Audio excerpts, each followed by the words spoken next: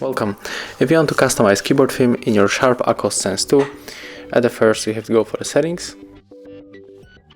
Next, let's go for the system, click on the languages in input, select virtual keyboard, tap on the Gboard, and right now click on the theme. And right now we can simply set up one of this theme. I will go maybe for this one, click apply. And right now we can check how it looks.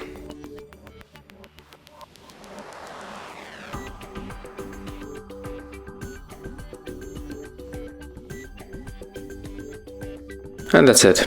Thank you guys for watching. Leave thumbs ups, comments, and subscribe to our channel.